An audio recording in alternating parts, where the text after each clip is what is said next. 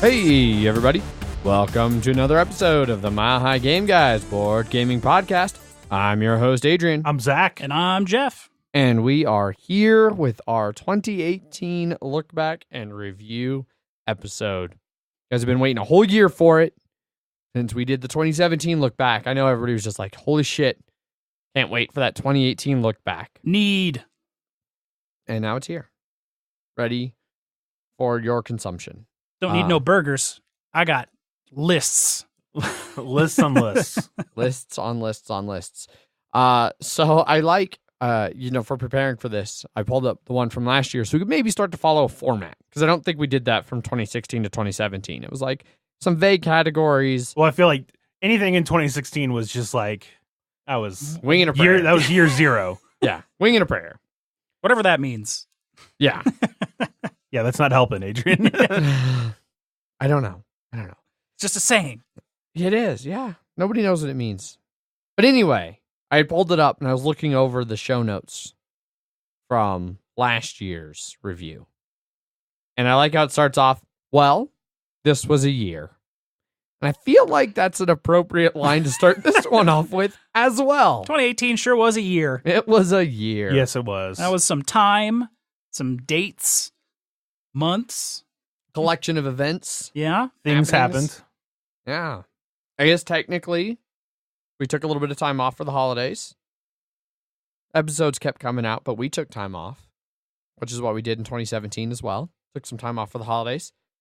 Back to talk about 2017 and how it treated us as podcasters. Well, how did 2018 treat us? Pretty good. Yeah. We picked up a sponsor. Yes. Gray Fox Games. Yes. They've been great to us. Not sponsoring this episode. No. But we are mentioning them. Yeah. Is it only? Got to throw them their bone. Yeah. That's what they need. Bones. Uh-huh. I got plenty of those. I have a dog now. Another thing that came about in 2018. I got a dog. You got a dog. Yep. In order to get a dog, we first got a house, which is basically the whole reason we got a house. To get a dog. Was to get a dog. Megan was ready to have a dog, and we needed a house to have a dog. Yeah. So that's the big three things for me. Sponsor, house, dog. With house came studio. With house came new studio. Yeah. No more. Well, the studio 3, I guess, in numbered order. Yeah. Maybe studio 0.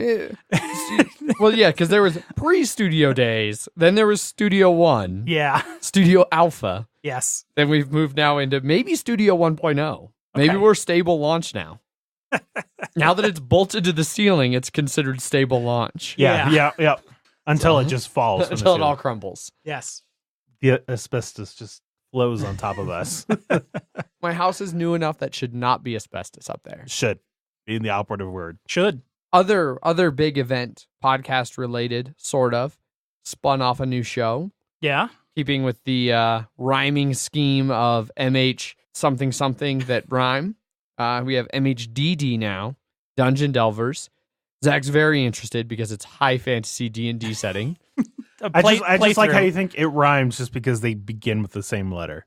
Well, Dungeon Delvers doesn't rhyme. Yeah, okay. There's alliteration there. Yes. But MHGG, that's a rhyme. That's the rhyme. It's alliteration? It's still a rhyme. If you write out G. Is an alliteration a rhyme? Is a rhyme an alliteration? I think an alliteration can be a rhyme. Okay.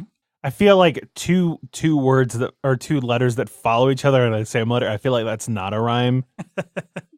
A. Look at Jeff rhyming like a fool.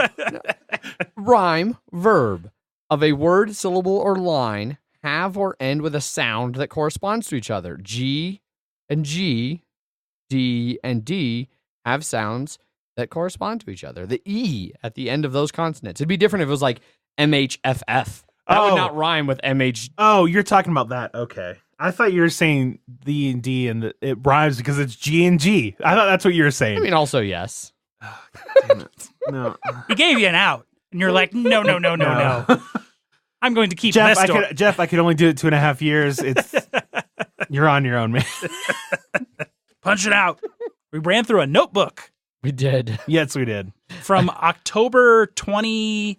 Let's see what the oldest one in here is. October 2017 October 16th, 2017. to December 30th, 2018. 2018. One big fucking notebook. Yes. But not even a year. Over a year. Yes. 10. Oh. October 17. No. Yeah, that's December 2018. 14 months. I agree. That was my bad.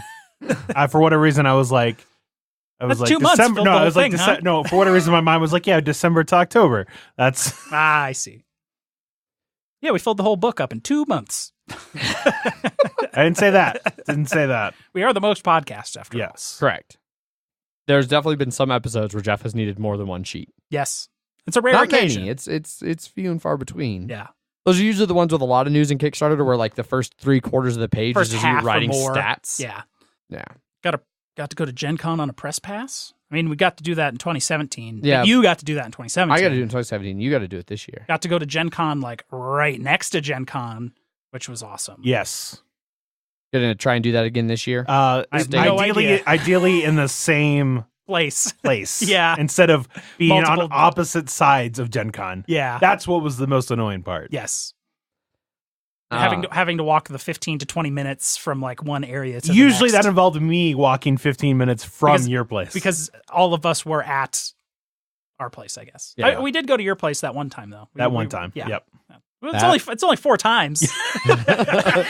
25% of the time was at Yeah. Zach's time. Yeah. But 75% of the time was yours. It's a reasonable. Then we were close to the convention center. Uh-huh. Closer. We were okay. That does remind me, this was kind of the year of conventions for Mile High Game guys. I went to 2 new conventions. Went to Liericon in Portugal. That was big.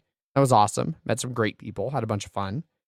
And then got to go to Origins, where I worked for the first time in my personal experience as a helper at a booth for Deep Water, which was pretty cool. Got to meet some cool people there, do some hanging out.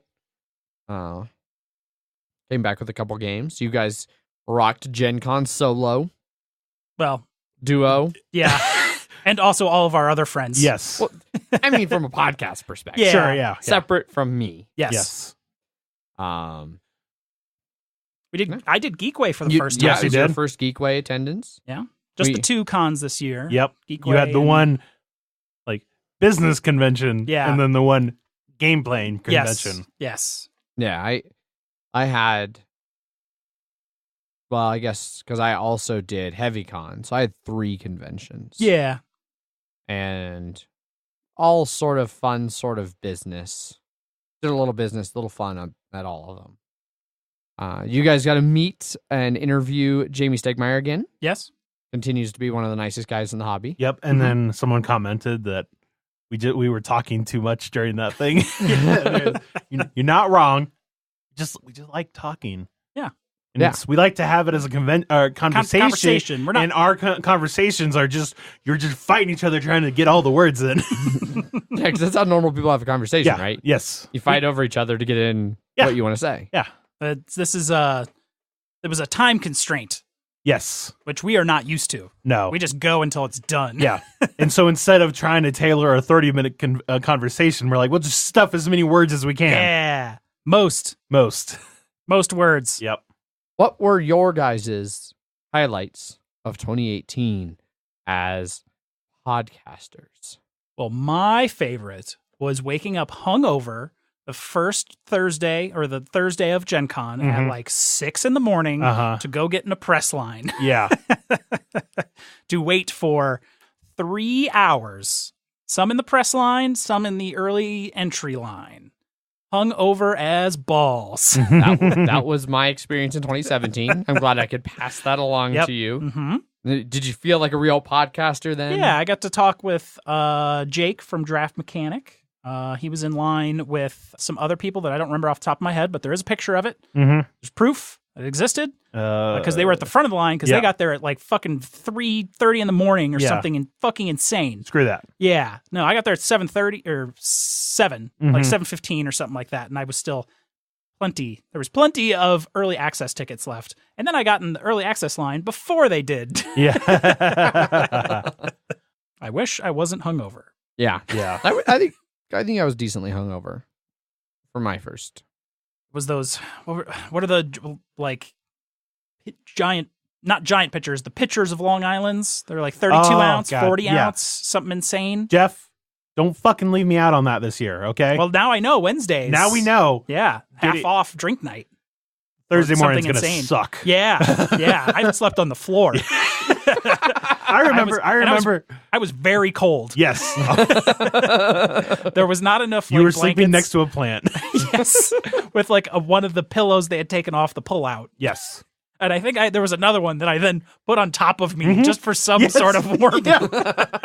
Yeah. Yeah. And that was the day that I heard Ant got fired. Yep. Yeah. Oh yeah. That was I was was great. at the hotel room. I had no idea. Yeah. He told everybody else, and he was like, he wanted to wait to tell Jeff then. And then he was Because no one at the brewery had said, like, didn't raise a big flag and was like, Ant doesn't work here anymore. Yeah. Yeah, because I don't think I knew until after Gen Con. Yeah. even. Yeah. No, yeah, it was pretty great the way he was just like, he wanted, what it was is that we wanted to do a toast to it and then be like Jeff being the hookup at Epic, and Jeff would not take any drinks, and we were just like, Because I was very drunk Yeah, and just did not want to drink anymore. and we just kept trying to push him and push him. I think and I push got him. rolled a beer at some point. Yeah. Like a And- bowling yeah. ball. But then your reaction was definitely worth it. It's like, what? What? What? No. Say You Mark this Wahlberg so. did. Yep. Yeah. So yeah, Gen Con. Yeah, no, probably. Gen Con was definitely good being right near it. Instead of having to drive. 20 minutes. Yeah. Or 15 minutes with like a ton of people. Mm-hmm. Makes it affordable, but Yeah. it's not the best overall. No. Yeah. Yeah, Gen Con enjoyed it. Even though I understand Jeff and I understand that we're not going there to play games Yeah. like as much as do all the other shit. And for some people, like some of our friends, they're like, oh, we don't really want to go to Gen Con again this year just because it's like, sort of did that. And it's like, that's understandable. It's definitely more of an industry event, which is, yeah. well, at least for board gaming. Yes. Like for other things, it can be more of a play. Like there is a Yeah. huge like RPG, or like if you're actually into like big, huge tabletop wargaming, Yes. like there are huge communities for playing there. yeah. But for just pick up and play board gaming, like people expect from maybe from a geek way, not as much. No. Right on. For me, my favorite thing about being a podcast was that we won Westward, the local magazine here, best of 2018 for a local board gaming podcast. Denver-based board gaming Yeah. podcast. Yeah. You know, the funny thing is I initially, it was really funny back in April when we won, or like February when we Yeah, won. like late February. We found out in February, yeah. Yeah. And then later, like in April, we got an email from the local congresswoman who was like, hey, I want to send you a letter. From her staffer. Yeah. Who was like, hey, she wants to send you a letter. Give us an address. But like right around that time, that was before I realized that Heavy Cardboard was going through some changes and Mhm. leaving Denver. Yeah. And so at the time I was just leaving like, Colorado or yeah. So it's kind of like, ha ha, we won best by default. of Denver. And then we joke because we're the only ones that were in Denver proper. Yes. Now there's no board gaming podcasts in Denver That's proper. true. That's true. Yeah. This is an Arvada/Westminster based podcast. Yes. One of us does still live in Denver. That's true. We True. could put an asterisk on True. that. Yeah. True. But then it's funny looking back now on the year, and then like we won best of, and clearly it upset Edward so much he had to move to Boston. Yeah, clearly. Now he's going to be the best of Boston. Yep. Now we're really winning by default. Yeah. Yeah. Yes. But that was kind of cool, winning an award. Yeah. Even if it was essentially by default. Fair enough. Yeah, that's all right. I'm fine with that. My pride is not to a level where I actually need to beat like reasonable competition. You can just give me awards and it'll make me feel better about myself. Well, did we want to have like our favorite? I know we had our favorite moment as podcasters. Do we have Sure. a favorite gaming moment, perhaps, of the year? Yeah. Yeah. Now might be a good time. Well, Zach, our- you seem like you might have something in mind. Our unofficial award categories that we're just chit-chatting about. All right. So really, this is number 2, just because there's one that's later. Well, it would have. I'll explain that one whenever it comes up. But this one is This was during our game of Ice Cool 2, Jeff, when I just wrecked everybody. First round, so we were playing with 8 people. It was Ice Cool 2 and Ice Cool mixed together. 8 people playing. There's a lot of new people, but I still, like, I was a hall monitor the first turn, and every ID pass that I could get, I got. Every hall pass. I got every hall pass, and then second round did all right, but the third round, I just went around, including flying across the map to exactly where I needed to go. Playing with 2 copies of the game, so it was twice as big. Yeah, and then getting all 3 fishes before any of the hall passes got touched, and then like 1 person had a fish, or like maybe 2 people had a fish or something like that. I think I had a fish. Yeah, nobody had 2 fish, and I was able to just wipe the floor with everybody. And I was just like, I mean, I get it. I've played this a lot. Other people haven't, but I got some hits on there that I was like, that was amazing. Yeah. And I felt, when the game ended, I was like, okay, well, Zach wins. Let's everyone else count up our points. Yeah. Yeah. The Zach award for second place goes to. Yeah. Jeff, what about you? What do you got? In my last Blood Bowl game of the season, turn 0. Yep. Getting that blitz with a chainsaw on that Minotaur. My heart was pumping literally fast about like what was happening. I was like, holy shit, I broke its armor. Holy shit, I casualtied it. Holy shit, I did a serious injury. He has an apothecary. Holy shit, it's also a serious injury. He's out for the rest of the fucking game. This is amazing to happen on turn 0. Nice. And everything else went to total fucking garbage. Yeah. But when that happened, turn 0, the best start you could ever hope for. Absolutely, 100%. Nice. And then literally the next action is knocking out the chainsaw. Yeah, it's hard because like I've had a lot of really great experiences, but I can't think of anything, especially like recent plays. That's a problem. Like your Ice Cool 2 is fairly recent. Your Blood Bowl last match of the season was fairly recent. You know, like recently my gaming's been kind of on the down turn. Like I haven't had a great end of the year for gaming until like just at the end of the year, but nothing there that really stood out as like, this was one of the best experiences of the year. Well, I had another one too, but and that one was like July or August. So it's, I think for me, it would have to be at the area and getting to like demo so many new games. Yeah, like it wasn't any one game. No, that's fine. But that's fine. The area as an overall experience, as a con, getting to go to Portugal, getting to meet a bunch of designers and industry people, and all of these, Portuguese designers and players who I've known about and I've heard about, and getting to meet them and play games with them. Like I got a demo Nog in the Nog there well before it launched on Kickstarter, and getting to meet Nick and talk to him, getting to play Alumbari, a nice cup of tea that'll be coming out next year, or this year as you're listening to this in 2019, from Tony Boydell. That was great. Getting to try Reichholt when it was just, on a sheet of paper. Like, that was really cool. Like, all of that was really, really awesome. Getting to meet Marcus and Inca Brand and getting to talk to them a little bit. I didn't get to actually sit down with them for an interview or anything, but getting to talk to them about, like, holy shit, you guys are crushing it with, like, the Exit series, and then Queensland, or their Queensdale that was coming out, and things like that. The only thing that would have been better is if I'd gotten to meet Vital. I got to see him a few times. Like, hey, that's Vital, but I didn't get to actually meet him. That was easily my best gaming experience of the year. It kind of it blew HeavyCon out of the water this year. HeavyCon was still pretty good, but didn't quite compare. The area was amazing. Okay, well, now that Banter has ran twice as long as it did in 2017, as per usual, yeah. Yep, which just goes along with us being most podcast and continually growing nonstop. Let's get over to some awards. So new in the awards segment this year, Jeff had the idea. We talk a lot about non-board gaming, like video games, namely, here on the show occasionally. So maybe throw on what was the best video game we played this year. Yeah. Jeff, you were the one who came up with the award, so we'll save you for last because I feel like you've got something very specific in mind. Okay. Zach, what was the best video game you played this year? Also, it's a top 3. Top 3. Oh, top 3. Yes. Okay. Well, then let's just do it like a normal top 3 then. Okay. So Jeff, how about you geez. start then with your 3? My number 3 for video games this year is God of War.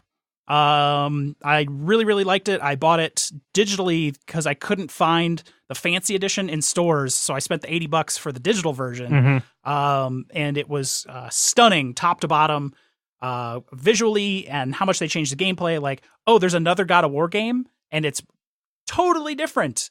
The combat-wise, it was closer to like Dark Souls, much more punishing. Not the like character action game that most of all the other ones were, where you just sort of smash triangle to get them in the air and stuff like that. You had to think more about what you were doing in this. Also, you couldn't defeat everything because everything was really hard. Yeah. Because everything had like actual levels and stuff like that. God of War, great game. My number 3. So if this list was what I thought the best games were, God of War would be number 1 on there because I feel like that was the best game of the year. But these are just my favorite games. The first thing is like, I definitely listed them as my favorite. Yeah. But that's also, it would be number 3 of my favorite. Yeah, that's fine. All right, so my number 3 favorite is Into the Breach. Yeah. This is a follow up from the guy who did Faster Than Light or FTL, and it's just your mechs fighting creatures. It's just like. Definitely the most board game of, like, yes, because everything is your fault. I'm going to say the second most one, but the other one will come on later. Okay. But yes. Fair enough. Yeah. It's perfect information. You Yes. know everything that's going to happen, and it's you trying to manage the chaos of that. Yep. Have you played it, Adrian? I have not. No. I highly, highly recommend. Yeah. You would love it. I'm annoyed I don't have one of the reasons I'm annoyed I don't have a Switch anymore is because I'd love to get this and then. Is it on the Switch? Yes. Nice. Yeah. I just played on PC. No, yeah. Same here. I love all the different style of mechs you can get and all the different weapons and how all the gameplay. I've done over I think 100 hours on it so far. So I fell off it pretty quick. Yeah. I put like maybe 10 or 15 hours or something like in that. Maybe less. It's like one of those games like, I'm on the computer, I've got 30 minutes or whatever. I can knock out one of those and try and get for the achievements and stuff like that. And then I think you unlock the ability to like combine different pieces of the different groups at some point and make your own crew. Yeah. Now it's once I get all the coins, it'll unlock a secret thing, a secret squad. Do you know what the secret squad is? I have no idea what it is. You want me to ruin what it is? No, I don't. Okay, good. Yeah, I'm really enjoying that. Yeah. My number 3 is so my 3. First of all, just they're my 3 favorite games that I played this year, video game wise. You played them this year. Yeah, so a lot of these aren't necessarily new games. So my number 3, Dying Light. I had passed on a long time ago because I don't know why when it came out, like it didn't seem like something I'd want. And then Megan ended up finding it somewhere, like saw a video for it or something, or was looking up zombie games. I don't know. Bought us both a copy. I think the co-op wasn't even originally in the launch version. I don't think it was either. It came in a later update. Yeah. But she picked it up for us, and we ended up just having a ton of fun, the two of us, parkouring all over a fictional version of Turkey in the middle of a zombie apocalypse. During the Olympics. Hardcore parkour. Yeah. With zombies. Yeah. I played the crap out of that when that came out. Yeah. So I had a bunch of fun with it. It was a great game. I really enjoyed it. Dying Light. Zach, what's your number 2? My number 2 is Spider-Man, PlayStation 4. Marvel's yes, Spider-Man. Marvel's Spider-Man. Thank you. So, like I said, God of War, I think, was the best like third-person sandbox game. I think Assassin's Creed Odyssey is the most third-person sandbox game. Yeah. And then I felt this was the most fun. This is some of the best. Just Cause 3 has had some of my favorite traversal mechanics. This, like, swinging around as Spider-Man on this it was great. It had a fast travel system. Rarely used it because I'd be like, I just swing around because I like doing that. But when you did use the fast travel, it was hilarious. Yeah. So because it's Spider-Man on the subway, just on his phone. Holding the subway thing. Or listen to music or just sort of talking to somebody. And just hanging out. Yeah. I think it was like it was my favorite Spider-Man story until Into the Spider-Man or Spider-Man into the Spider-Verse. Spider-Verse, yeah. I think they did a great job with it. It definitely feels like third-person sandboxing and like the objectives. It didn't like try and reinvent. It just refined it, and I think it's like one of the best iterations of it. And original Story. Yes. Yeah. Original story, long. It was like, I think it took me 30 to 40 hours to platinum it. It's the first game I've platinum in who knows how long. So I think my first and only platinum was Batman Arkham Knight. I think mine was Infamous Second Son was the last one. Maybe I was close to that one too. Maybe, the Second Son, that was the PS4. early PS4 Yep. one, right? Yeah. Jeff, what's your number 2? My number 2 is Dead Cells. I thought about that. You guys got on that Dead Cells train, and I was just like, I want to play Dead Cells. I want to play Dead Cells. I want to play Dead Cells. And then I got Dead Cells, and then I played the shit out of Dead Cells, and then a beer ruined my computer, Yeah. and then I had to stop playing Dead Cells, and then I started playing Dead Cells again. There's a huge update yes. coming for it soon, too. I will probably bringing it back up for that. I just haven't had time to really get into that. There's been a lot of other things to do. Yeah. Also on the Switch. Yes. So. Yeah. Dead Cells, it's kind of that roguelike run-based game with amazing combat. Mm-hmm. And they're changing around some stuff for this next new update, because I think it turned into more of a just run past everything, fuck killing anything. You're just trying to get through as fast as possible, kill the boss, run through as fast as possible, dodge everything. And now they're trying to make it so you have to like want to fight stuff instead of just blitz past because everything. everything was so time based. Yeah, They exactly. My number 2, video game of the year, late entry onto the list, rocketed to the top, Red Dead Redemption 2. I have problems with the game overall. I don't think it's nearly as amazing as some of the hype made it out to be, but it is easily one of the 2 best games, I guess if it's in the number 2 spot. 2 best games that I've played this year. The story so far is fantastic. I think the protagonist is one of the most interesting characters I've gotten to play in a long time. I like a lot of the moral ambiguity and the whole idea of even criminals have a code, and it's interesting how his opinions about different people in the group have become my opinions of different people in the group and things like that.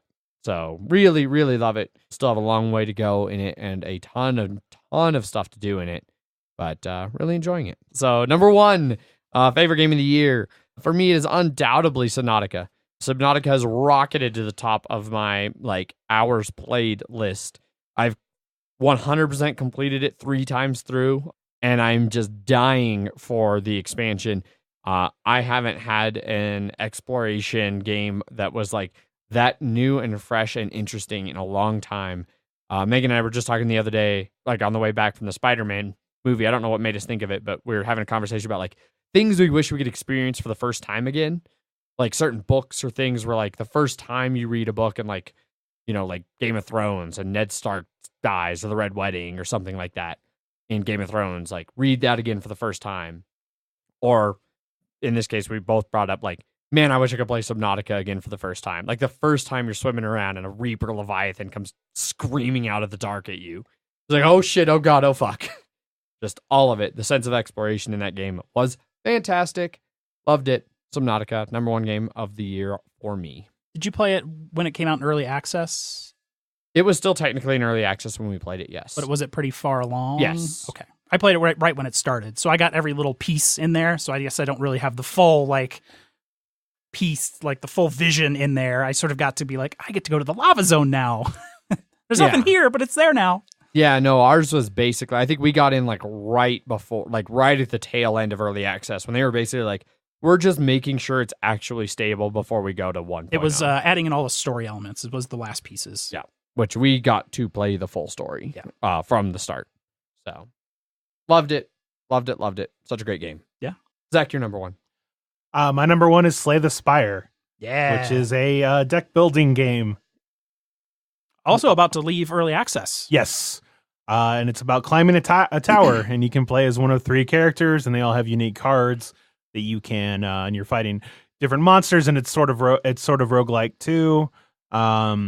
Deck builder, unique events and stuff like that. Has culling. Yeah. It has so much culling. Yep. And it's really, they use the fact that it is a computer deck builder to great effect, I think. Yeah. You could not replicate this game as an actual deck building. Much like Hearthstone. Yes, exactly. And it needs that computer part. Yep. And they they just added a bunch of new stuff that it's like, oh, so if I like you actually figure out what to do with that heart now, the beating heart when you beat, Oh yeah. yeah, they were like, oh, if you do these other things, you can actually go fight it now. And Yeah, because you just sort of like yeah, poke it. yeah, and then you just fall asleep. Yep. But yeah, it's one that I always go back to. I think 120 hours on it or something like that. It's great. Ripes. Yeah. My number one is Marvel's Spider-Man. For very similar reasons that Zach had. It's the game that kept me most engaged. Like, I didn't want to do anything but play Spider-Man. Yeah. So much that's the one game that pulled me off God of War. And then kept me there until it was done, for the most part. I really enjoyed, as a big comic book fan, it's totally, almost entirely original story, but you still got those really cool history pieces that are very much like old Spider-Man canon. Like where you find the thing about his parents, and like that's totally legit canon for who his parents were. So many nods to all, like, much why I really liked Into the Spider-Verse. So many nods to the history of Spider-Man in there across the board, but still made it feel ultra fresh and like something that I hadn't seen before. And it had a Stan Lee cameo. Yes, it did.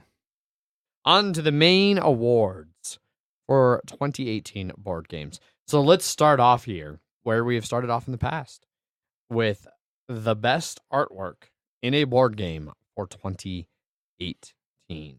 I will go ahead and start. Why not? As much as I would like to be last in all of these so that mine could be the definitive answer, I won't do that. That's what that means, right? Yeah. Best artwork, by far and away, Brass, Birmingham, and Lancashire. For me, I throw Lancashire on. It's an older game, but the Roxy reprint with the new art, man, the art on those games, everything from the box art to the board art to the card art, all of it. I am so in love with that art.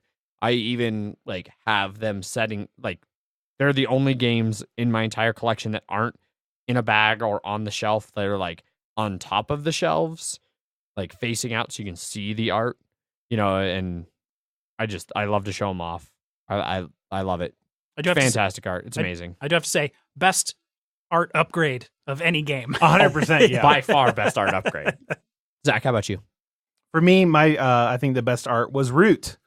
I think all of the illustrations that they just killed it. It is trying to portray exactly what it wants to, and having these cute woodland creatures commit atrocities. Yeah, they're not light on the like. This is warfare, and they're going at each other pretty hard. There's no real blood. No, but I they are. Yeah, and for me, as soon as I saw that art, I was just like, this is amazing art. Maybe it's not as detailed as some other things, but I think just for what it's trying to do, I think the art on that thing is amazing. Yeah, I really liked Root as well. It was close. I like Brass a little more. Jeff, what about you? Root. Yeah. Root's phenomenal. That they got that art style down perfectly. The only complaint I have at all is on the board. The wood spaces are kind of big. It seems like they could condense that down some, but what else are they going to put there? Right. Yeah. You're in the woods. Yeah. I'm looking forward to other like stuff from them. I guess they got another Kickstarter coming sooner or later for a new expansion. Probably not going to be any cheaper on that Kickstarter, unfortunately. Probably not. But I know enough people that own the game that I don't need to own it. Right? Yeah. Right on. Continue along with the stuff in the box trend, best components. Zach, how about you start this one off? So I tried to find something that wasn't this game. There were some other ones that I was thinking about, but I just hadn't played them, like Fireball Island or some other things. But and also the fact that it's a Kickstarter exclusive, but the Rising Sun Kickstarter exclusive set. I love like all the minis. They marked it. They continued to completely knock it out of the park.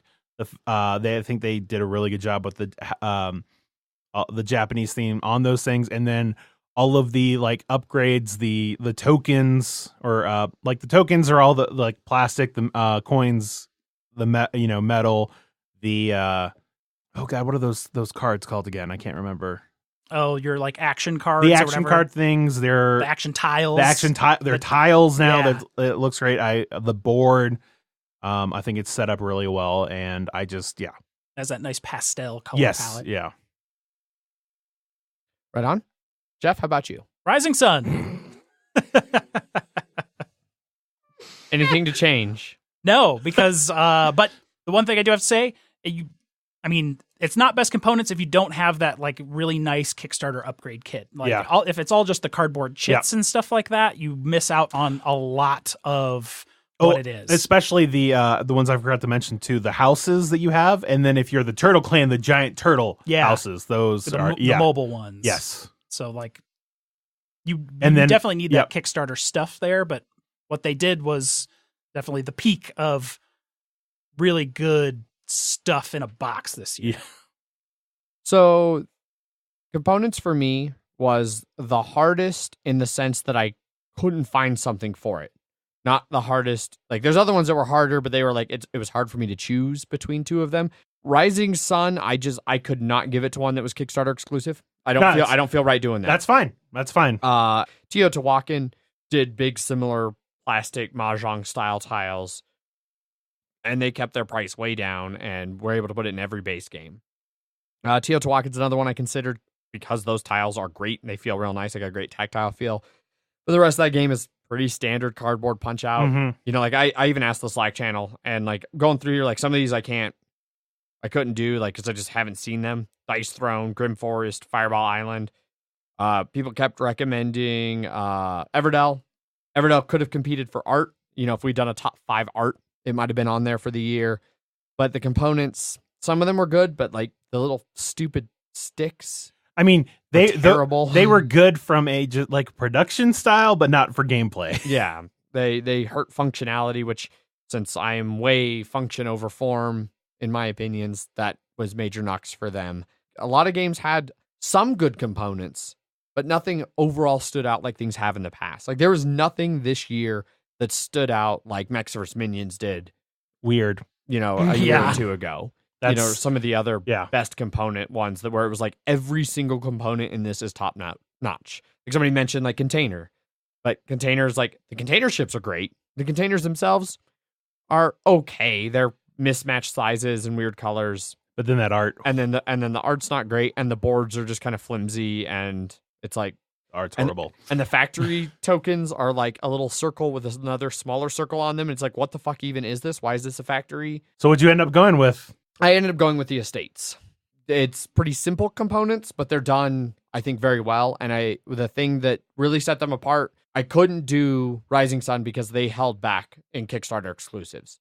And when they ran their Kickstarter, specifically the Daimyo box is the one that is all the Kickstarter exclusive stuff. Whereas estates, they came up just shy of their final stretch goal, which is screen printing all of the blocks. And Clay from Capstone, the owner, he sat down, he looked at the money, and he thought that component upgrade was worth doing, even if it meant he had to spend a little bit more out of pocket, even if he had to take a little bit less profit on every copy.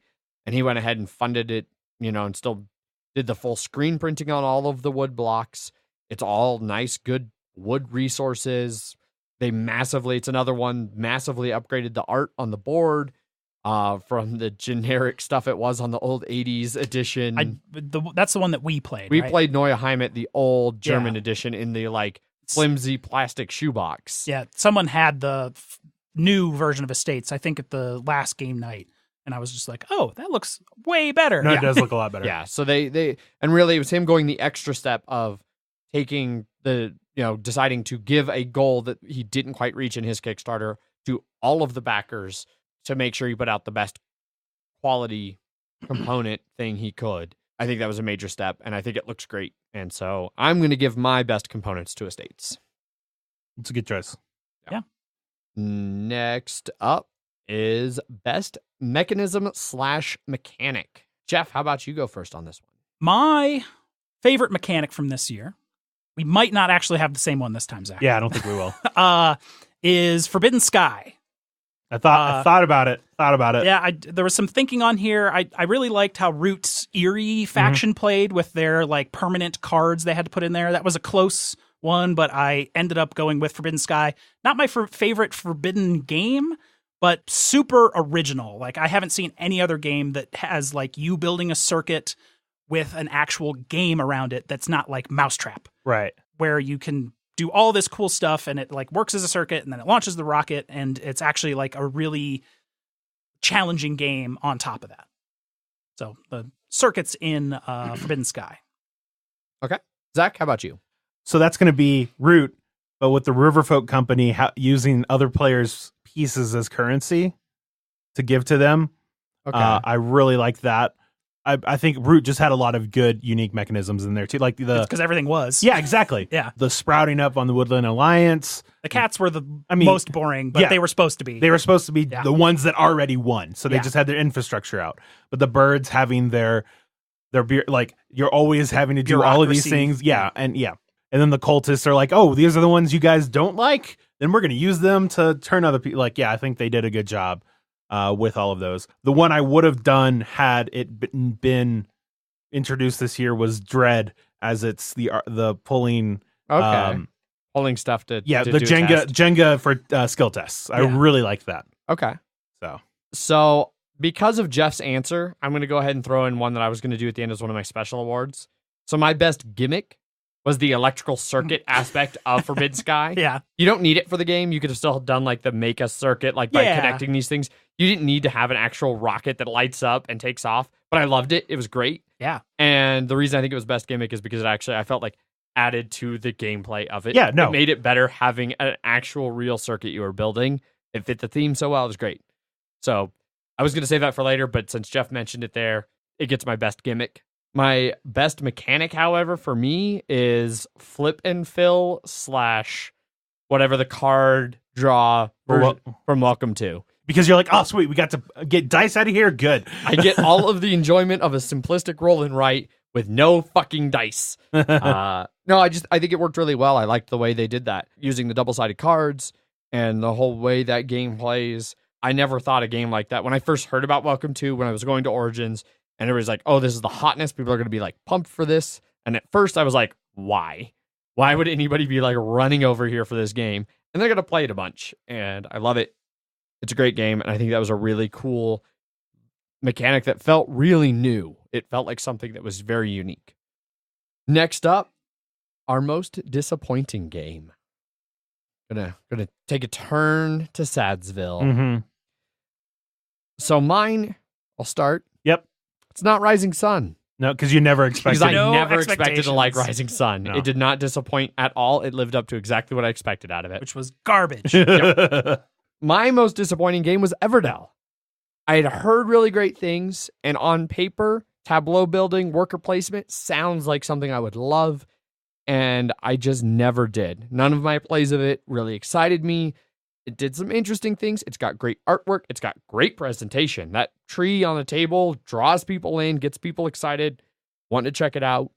But ultimately, gameplay for that just falls so fucking flat for me and feels so arbitrary. I just could not ever enjoy it. So, super disappointed by Everdell. Definitely a close second for my most disappointing. Well, what is your most disappointing, Jeff? Definitely Binding of Isaac 4 Souls. I thought about that one too. Yeah. I was really hoping that they'd be able to turn it into something that wasn't just more Munchkin. Turn like a Munchkin game, but actually fun. Yeah. Because it was like, we're limiting how much you can fuck with other people, because you can do it kind of like once a turn, or like once a round even. You can save that up to fuck with someone later, but that's all you can really do. But everything else in the game just lets you do it more, which just turns everything into like a slog. And you don't have, like in Munchkin, you can sort of wipe out stuff. I mean, in this, you kind of can, because you could draw off the top of the deck and cover up a monster to try and find some easier monsters. Well, there aren't monsters that just fuck up everything else to make it harder in Munchkin. Yeah, which this has. Yeah. And then the fact that you need 4 souls, the fact that someone can take away a soul from you, that's a lot more than like making someone lose a level. And there's multiple ways to do that. By stealing or destroying or discarding or whatever. Yeah. It's like Munchkin, but better, but also worse. Yeah. But also better, but also worse. Yeah. But at least it wasn't that expensive. It was like $40. Yeah. True. Zach, what's your most disappointing? That might have made my list had I had forgotten about the game until you got it. Yeah. And so I was like, I didn't have any expectations. And the one play I had of it worked out okay because my luck helped it move quickly. Yeah, move quickly. So I didn't experience the super bad play like you guys did. But I seeing that, I was like, I'm fine not playing it again. Mine was, and I had to make sure that we actually reviewed it this year, so I'm going to count it. Spirit Island. You didn't expect anything from that, though, did you? I mean, there were people like talking about It's how. also not a 2018. Like I said, we reviewed it. Reviewed it in 2018. I mean, I'll allow it. Yeah. Mostly because I don't want to make you search for another game. I mean, I haven't. Do you want me to use another game? I can do another game. They're supposed to be 2018. Okay, fine. games. All right. So my game for most disappointing is The Estates, because Adrian was talking it up, and it was like, oh, this is an auction game where you can. No, I know. Then you can't use it for any of your shit because then. I've played The Estates though. No, I know, but it's the same game. It is basically the Yes, same game. it's just but yeah, it was just you were talking it up, and I get it. We didn't play it in the best of circumstances, but It's not getting a fair shake. it's fine. We can still review it, and maybe my opinion will turn around. But as of right now, how it stands, it just was just like, because I was hopeful, because I was like, man, the Climbers, I didn't like that one at all. It just felt like it didn't have any souls, and you're like, but this is about, like, there's these bidding things, and you're trying to, like, you can really fuck with people. And so many other people I saw were like, oh, The Estates is great. And then we played it, and it fell absolutely flat. Yeah. Tripped on its own face and broke its teeth.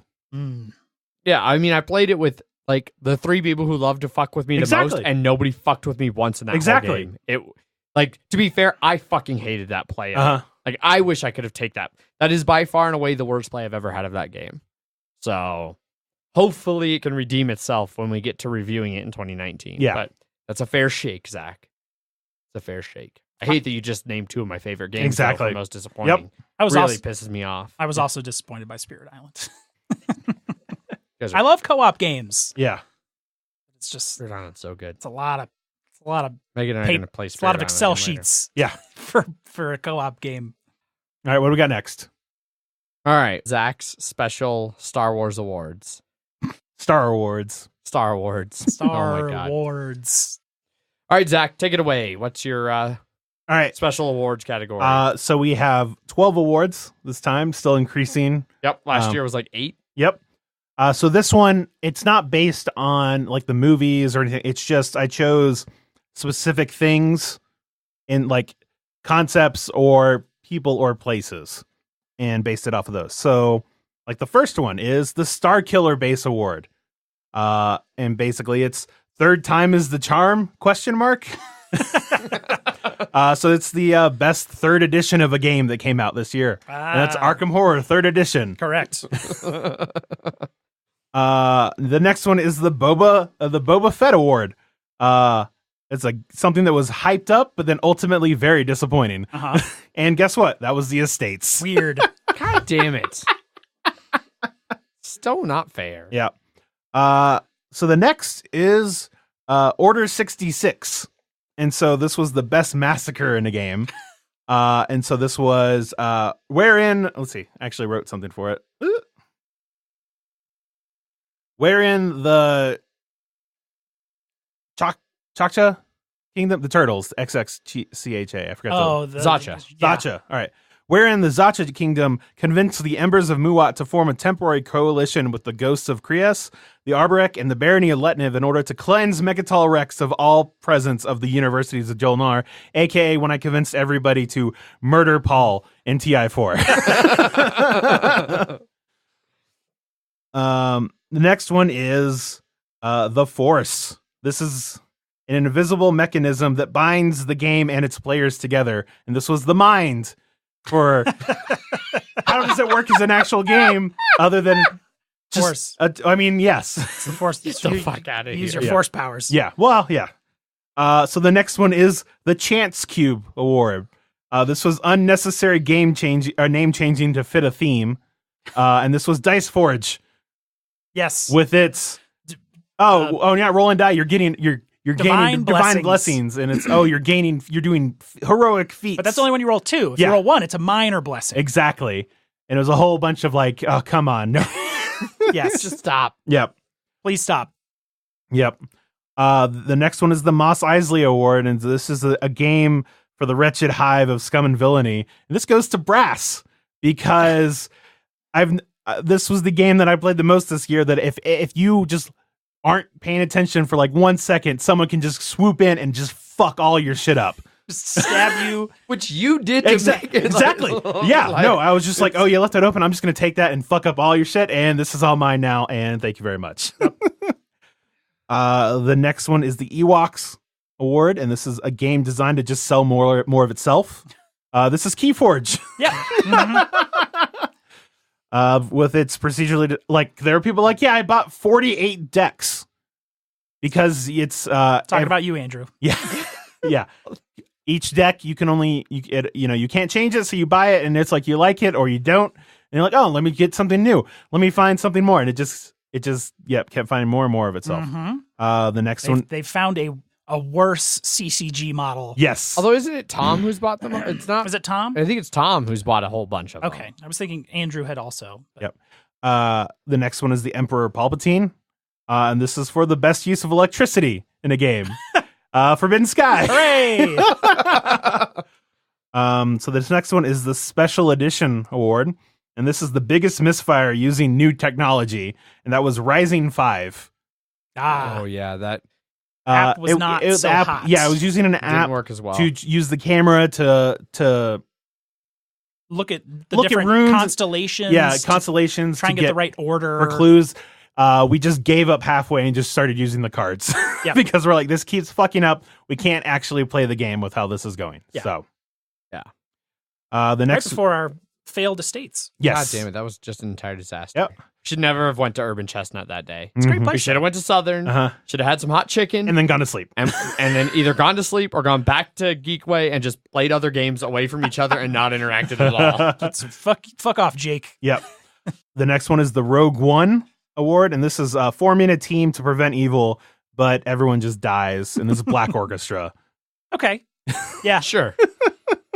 And then we have the Holiday Special Ooh. Award, and this is the garbage fire that I've been able to avoid and not play /watch, and that was Discover Lands Unknown. Ah, yes. I've heard nothing good Yeah. about Yeah. that game. Yeah, and I remember I was like, oh man, I really want to try that. I Sounds should buy kinda cool, it. yeah. I should buy it. And then I was like, meh, I'll wait until review. It was pretty pricey. It was like $60 yeah. plus. And then I was like, I'll wait a little bit. And then everyone was just like, this is horrible. This is horrible. I wanted to do it for the roller coaster game, but that was last year. Coaster Park, the one that Yeah. Paul. That physically does not work. Yes. And then the final one is the High Ground Award. And this is the best game about dismemberment and grotesque injury. Kingdom Death Monster. Yep. Not a 2018 game. Yeah. But No. doesn't need to be. Dice Forge wasn't. Yeah. For his Yeah, list, he can yeah. do whatever the Yeah, fuck that's he true. wants. It was just Yeah. shit that happened this year. Either I experienced this the year or it came out this year. So, We had a lot of broken legs. yeah, we did.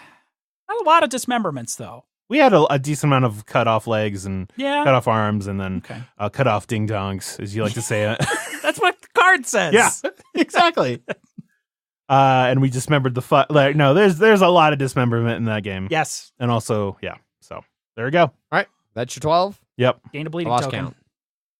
Yep. That's it. All right. Well, let's move on then to That's- the best of for specific games. Ah.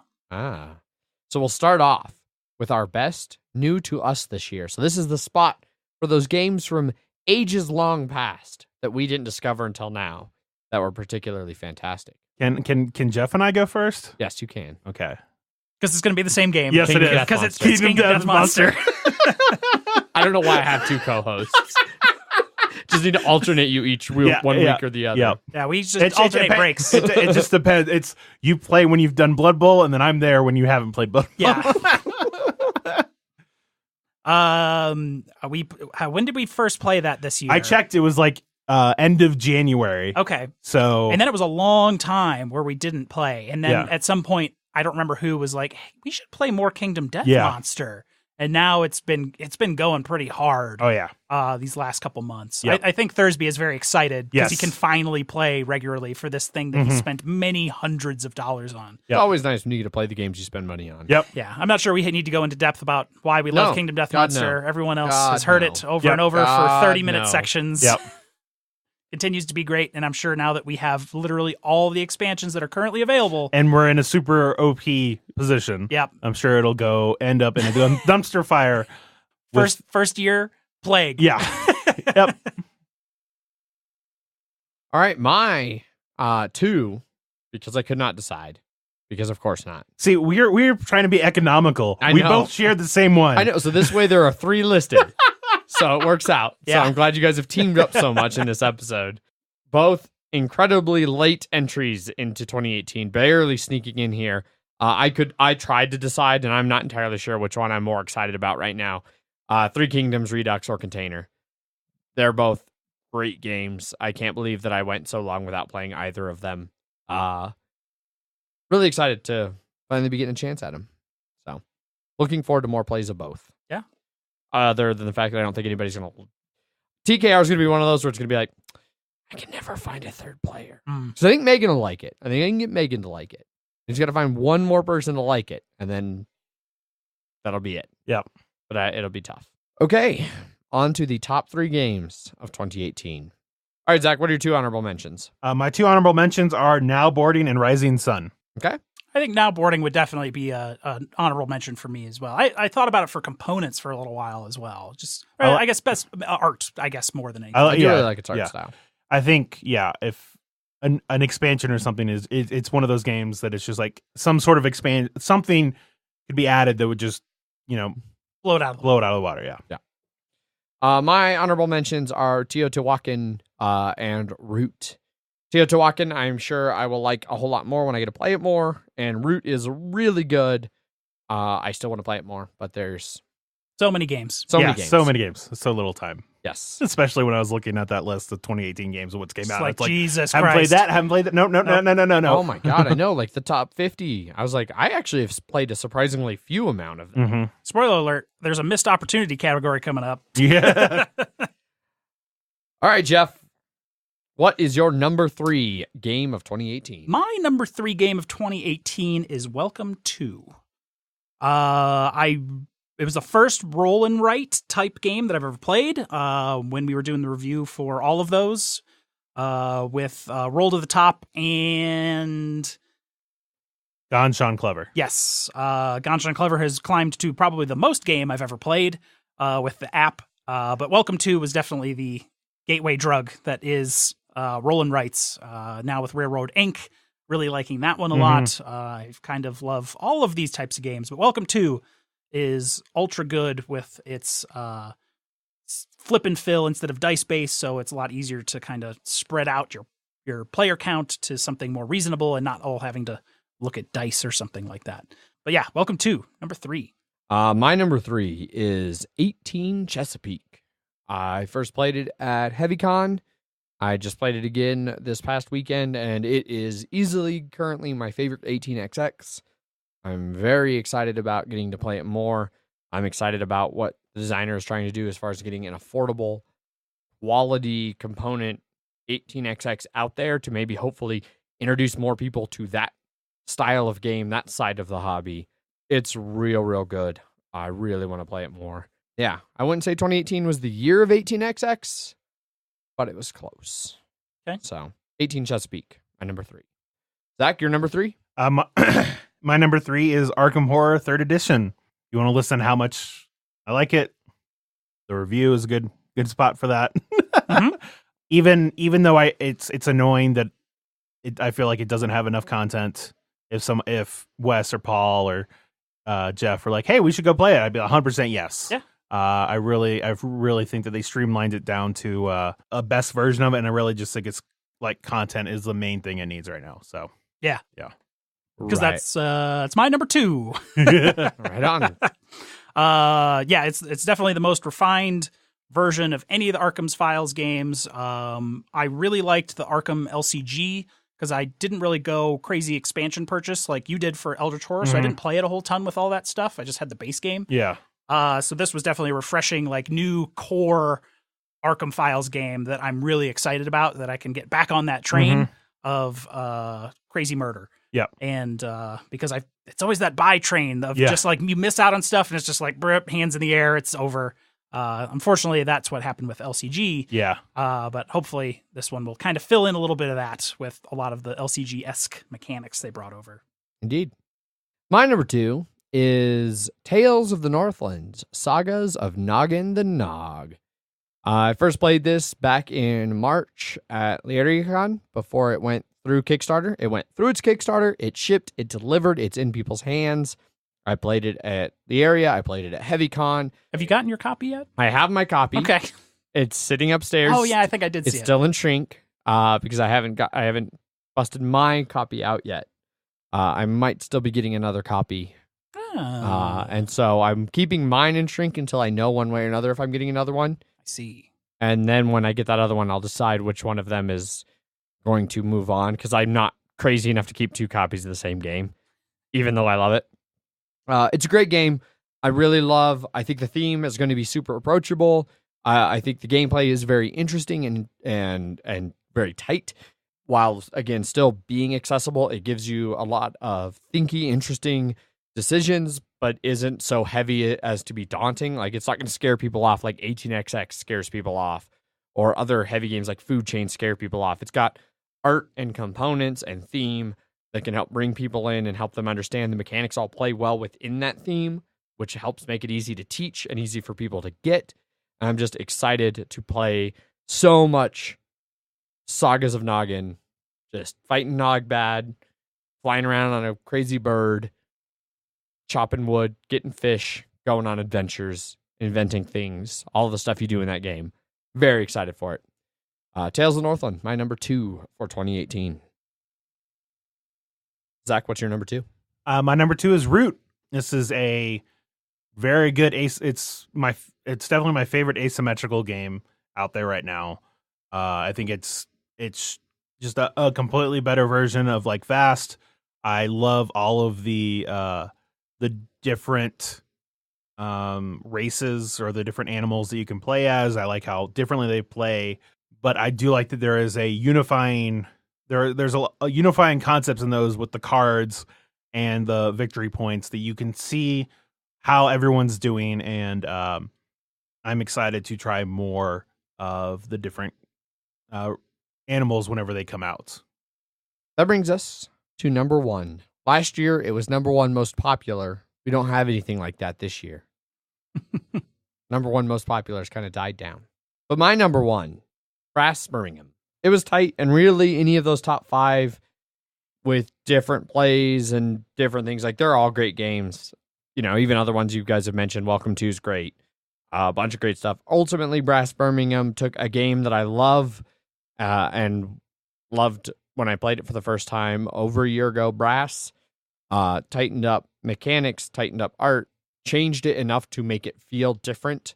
Like they actually, when you play them side by side, they feel different. They're different games, but still keeps basically everything that I love about Brass. The same type of decisions, the same type of gameplay, the 2 phases, canal and then rail, and how you have to plan for the transition between them, and just took it all and fuck, it's a good game. Like, I really like what they did with it. It's a really good spiritual sequel. Yeah. It took, like, I mean, Brass has for a long time been one of the best heavy games of all time. Like, it's an incredibly highly rated game, especially amongst heavy games. And I feel like they had a very, very high hill to climb, big shoes to fill, and they managed to do that. And I think that's deserving of a number 1 spot on my 2018 list. Jeff, what's your number 1? My number 1 game of 2018 is Root. Definitely had the most fun playing that for review of pretty much all the games that we did this year. I love the area control, war game style of the game. All the different asymmetrical factions are awesome. It's a game that I want to play more of so I can learn more about how they all interact with each other and how to best strategize this versus that. It's definitely a game that I haven't wanted to do that for in quite some time, because we always run into those where it's just like, do I want to play this for 20 times to really knuckle down on the the strategy? Yes, I do. This is a game that, yes, I do. Not all hit that mark. No. Root Real good. continues to be good. If we go top 5, it's on all 3 of our list. Yep. So, my number 1, I already did. So, Zach, Yes. You've gone. You gone. So the definitive number 1. Yes. Zach, what is your number 1 game of 2018? My number 1 is Between Two Castles at Mad King Ludwig. This for me was the one I had the most fun playing to get up for review. And it's even as much as I liked Root, this one would be at any time if someone was like, "Hey, you want to play this?" I'd be, "Yes, Yeah. I'm in." How many people do we have? 3? Fine. Do we have 7? Fine. Any amount of people is fine for that game. 2. Anyway, and can it actually do 2? Yes. Oh, it can? Yeah. I haven't done 2, so yes, I would try it. Yeah, it has like an AI that plays over on the other side. Okay. And then I'm assuming you're just making all this. Anyway. No, this one I just would continue to want to play. Like I said, I have no interest in playing Between Two Cities or Castles of Mad King Ludwig now because I'd rather just play this one. Yeah. And Yeah, great game. Mm-hmm. It was a good game. I was surprised it didn't show up on your list, Jeff. I bet if Be I had a honest. top 5, it'd be on there. That pretty much wraps up our best of list. We do like to end off, though, with what games from the year did we miss out on that we think could conceivably have a chance of maybe making it in here, or that we really just wish we had a chance to play. There's a few. There's a decent amount of heavier games that I did not actually get a chance to play this year. This has been a very heavy games light year for me since about HeavyCon until basically Christmas. There wasn't a lot of heavy games I got to play. 3 games in particular that stand out that I have not gotten to play for this year: Cerebria, Keyflow, and 18 Lilliput. I think that all 3 of those are games that I would be very interested in and that I think could very easily find spots in my collection. Cerebria, I just keep hearing really good things about. Keyflow, I like every other game I've played in the Key series. I hate that Keyforge is called Keyforge because now it feels like it belongs in the Key series and it fucking doesn't. And then 18 Lilliput, 2-hour 18xx-ish game, 18xx adjacent game. Sounds like something I'd really like to try. So those are my 3 that I've missed out on from 2018 that I miss and want to play. So, Zach, what about you? I mean, I would want to try Fireball Island. I don't think it would make top of my list. I just was like, I want to try it. Yeah. But the one that I really am disappointed we didn't get to play was Betrayal Legacy. Definitely. Yeah. It'll get there. Yeah, it'll get there eventually, but I mean, we still have. It's just that one seems to be like it's especially because it's Rob Davio basically getting another crack at Betrayal, which he did the first one. And then like with the expansion, like everybody mixed reviews at best, we'll say. And so him like changing it for like updating it, like the rules and all that stuff and how it looks. And then also I think it would work really well as a make a little more sense on some of those scenarios. And, well, that's probably all new stuff, I would assume. 100%. Yeah. And then I think it would work really well as a legacy game. So I'm bummed that we haven't tried that out. It's on the list. Yep. Jeff, what about you? What have you missed? One thing I wanted to play this year was Western Legends. That was the other one. Yeah. Kind of one of those big open, kind of do what you want, kind of Tales of Arabian Nights-esque, I've heard, but not much on the story part, just sort of in the like sandboxy. It's a big sandbox of whatever the hell you want to do. You can be a good guy, bad guy. You can just go mining. You can go poker. You can become a bounty hunter. Yeah. Multi-use cards, all that stuff. Yeah. And then another couple quick ones that I just sort of wanted to try out. Heroes of Land, Sea, and Air came out this year. I've always liked a lot of those tiny epic games, so seeing something they could do that's bigger would be nice. Betrayal Legacy, Big Trouble Little China, Australia looked interesting to me. Feudum should be on my list. I forgot all about Feudum. It's sitting up there. You haven't played it yet? I still have not played Feudum. That should absolutely be on my I wish to. Australia, I've heard is really good. I would like to try Australia. Yeah, tons and tons. Any other stuff? Who Goes There, which is Paul's Better the Thing game that we still need to play, that we've always chit-chatted about. Like, hey, we should play this, which is like a lot of games that we actually knocked off the list in the last couple weeks. Played some stuff that we've been like, hey, we should play those games that we want to play. Yep.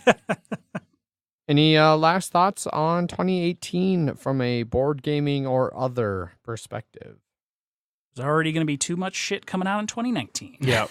Kind of want to play Nog and the Nog for as much as you've been raving about it. It doesn't seem like it's a crazy heavy game like you usually like. It seems like one of those weird thematic games. It's in the solid medium.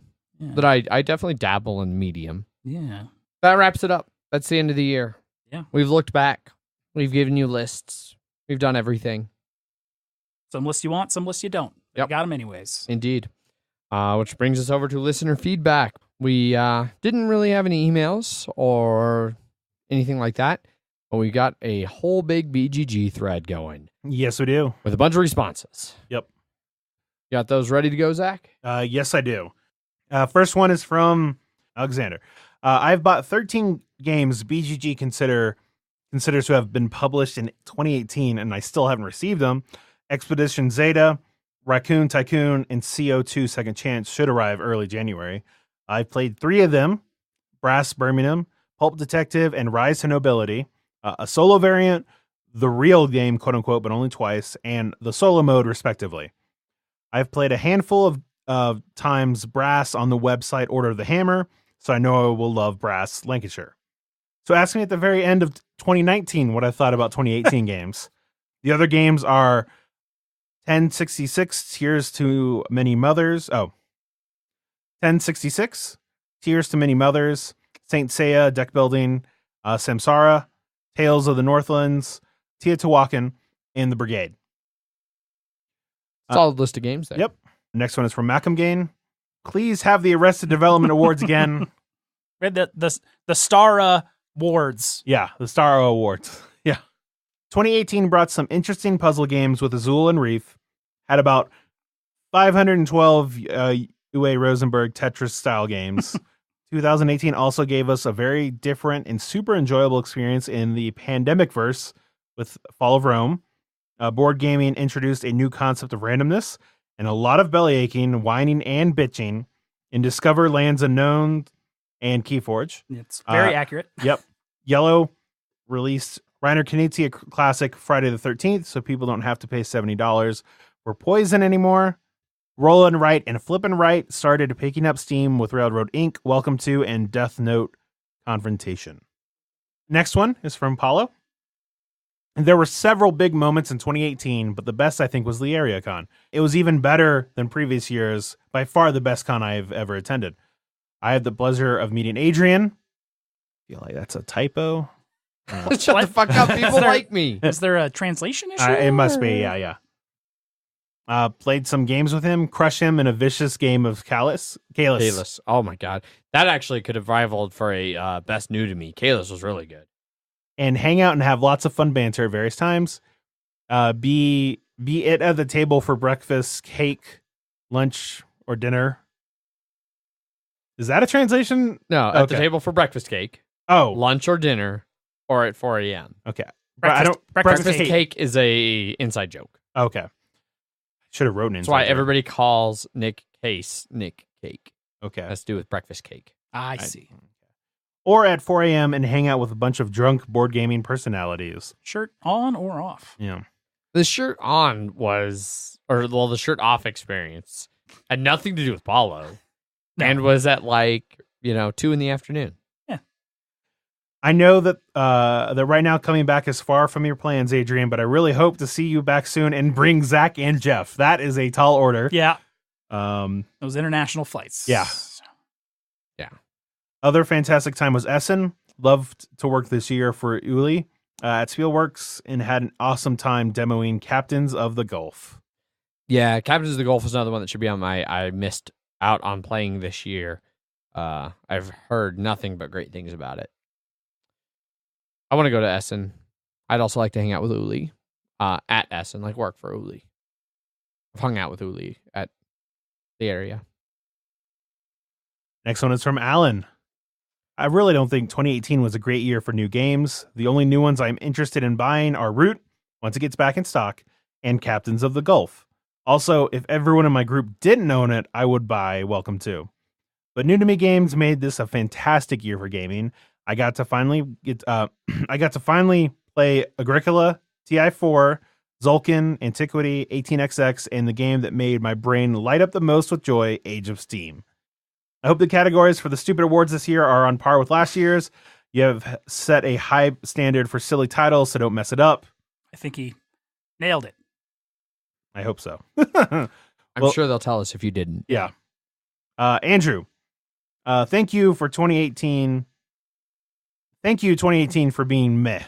I got a breather from chasing the new hotness and instead caught up on better older games.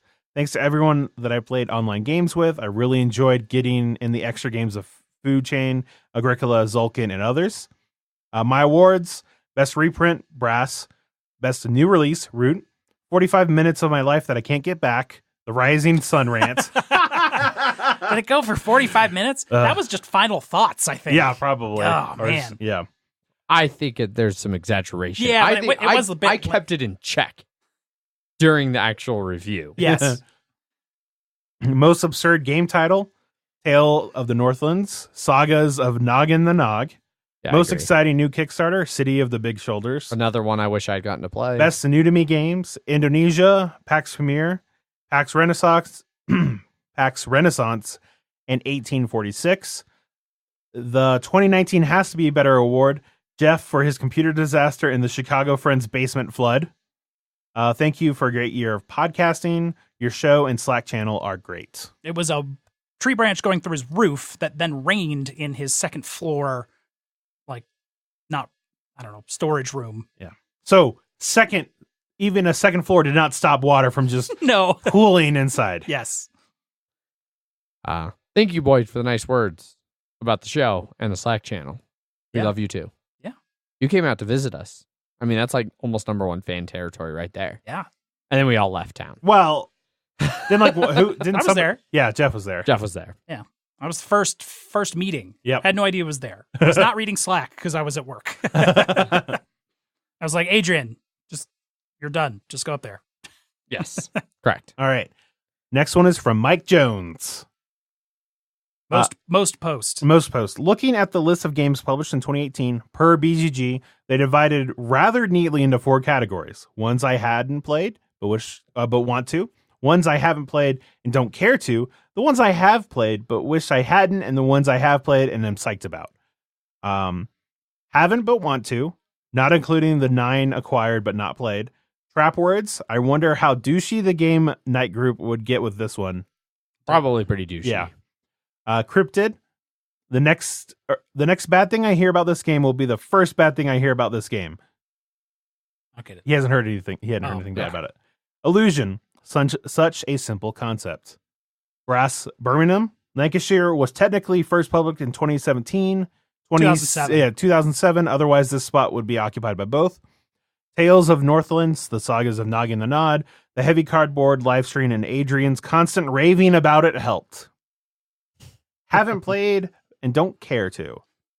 Tiny Epic Zombies. Who was asking for this? Almost bought it at Gen Con. I'm glad you didn't. I mean, if I didn't already know I didn't like anything in the Tiny Epic series, I'd be so stoked for zombies. Villainous. Maybe if it had Scar. Yeah. The Island of El Dorado. Pretty but dumb. But pretty but dumb. We played it and it is But dumb. dumb. But dumb. What are those things called again? Is it Pantone? Paint swatches? Yeah, but it's like is it just Pantone? I think All so. right. Pantone the game.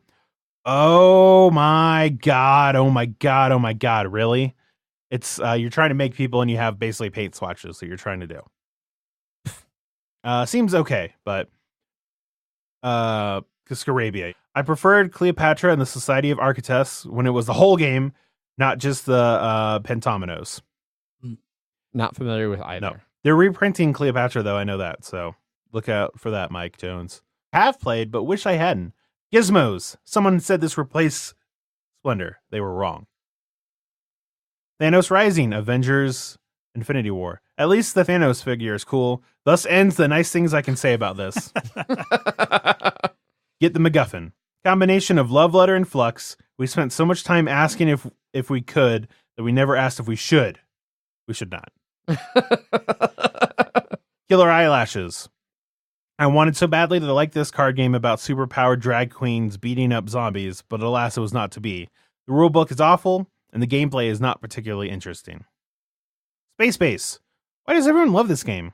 It's a fiddlier Machikoro in space. I feel like everyone is taking crazy pills. Everyone is definitely taking crazy pills. I can confirm. Did you try that? No, Oh. but just in general. Oh. Everybody's taking crazy Okay, pills. Gotcha. Have played and am psyched about. Rising Sun. Sorry, man. I'm Team Adrian all day, but this is a legitimately good game about which we will disagree.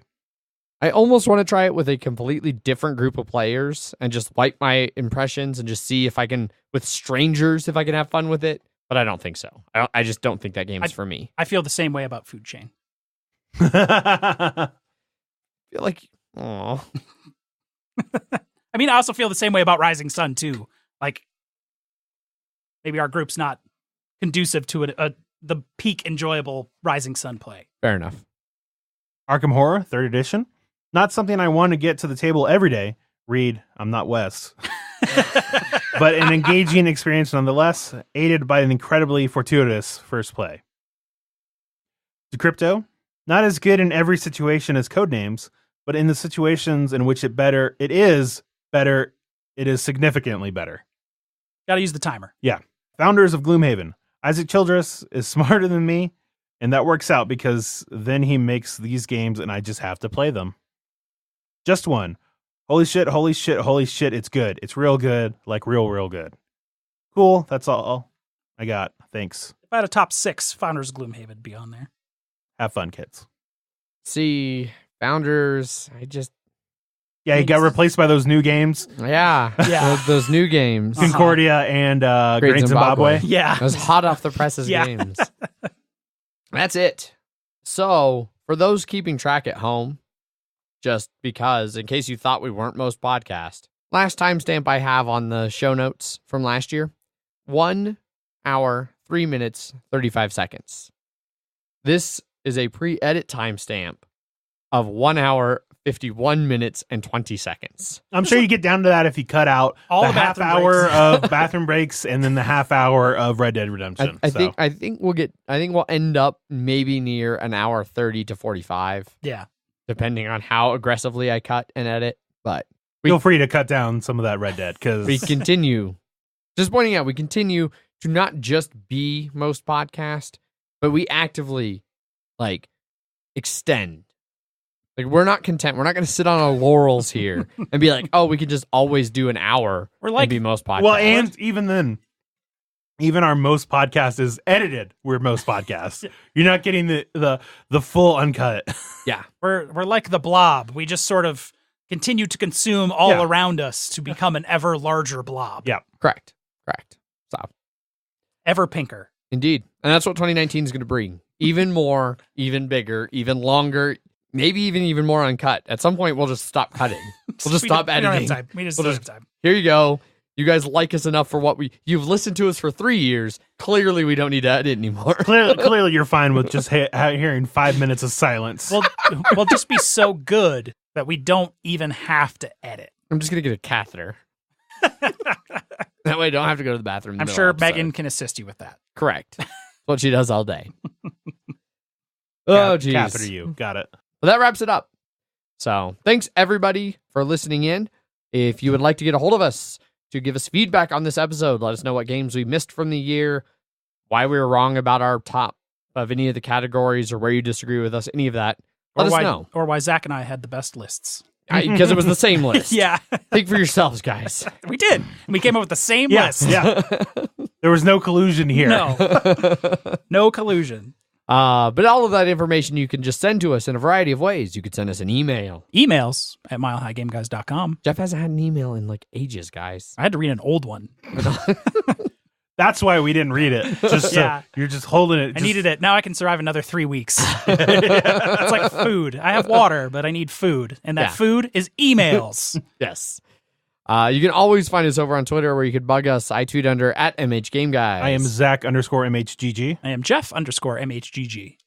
We have our Facebook, facebook.com/Mile High Game Guys, and we have our Board Game Geek Guild number 2731, where there are weekly threads for whatever the Friday episode is, and you can chime in on whatever you listen to on Wednesday, and we'll read all of that because we do full-on listener feedback. If you send us any kind of feedback, we do it because that's how we are. We're that desperate. Yes. Always check out the show notes, smilehighgameguys.com, for links to all the things we talk about, as well as detailed timestamps for the episodes in case you want to skip over, me rambling about 18XX or them rambling about Kingdom Death, depending on where your tastes fall on the spectrum. If you don't care about video games, you can skip that shit. Jump all around. You can also find a link to our Slack channel where there is near endless conversation, even while we're actively recording episodes. Sometimes about 18XX. Yeah. If you want pictures of Jeff obscured by a microphone, you could go over to patreon.com where you could support us by becoming one of our patrons. That will get you access to the special Slack channel that is regularly full of stupid pictures we take while recording. I'm wearing a sweet Seaman shirt. Yes. But seriously, thank you to everybody who has listened, emailed, Slacked, BGG'd, commented, talked to us at conventions, interacted with us, done anything in any way, shape, or form that involves interacting with or supporting Mile High Game Guys. We really appreciate it. It's been a whole another calendar year of podcasting, and we're going to keep on going in 2019. Keep crushing it. Yeah. More. But yeah, thank you everybody for listening. Hopefully you've enjoyed the episode. Be sure to catch us next week with another banter episode and back to business. 2019, crushing it and continuing on. That's it. As always, I've been your host, Adrian. I have been Zach. I don't know. I have been Zach. Nope. I'm still Zach. Yeah. That's what it is. You fucked up twice. I was trying to, yeah. I thought you were just changing it for the new year. No, fuck that. Consistency. That's what we require. Yeah. I'm still Zach. And I'm Marvel's Jeff. Bye. Bye. Bye.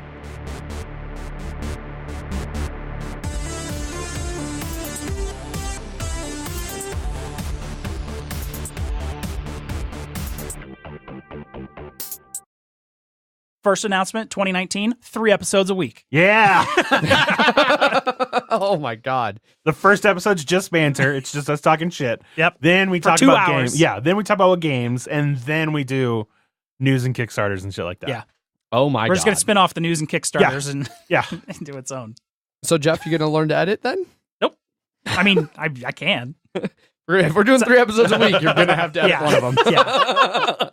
And don't worry, that one comes out Tuesday. So you record till midnight, go home and edit till Go 4. home at 12:30. Yes. Go home and edit. Yeah. Then go to work in 4 hours. Yep. Yeah. Okay. Yeah. Learn to sleep after work. Or at work. Sleep in the forklift. Yes. That's nothing wrong with that. Yeah. Correct. In the cooler. That will never end poorly. Yeah. Punchboard Media, where we all Bring something to the table. Pull up a chair at punchboardmedia.com.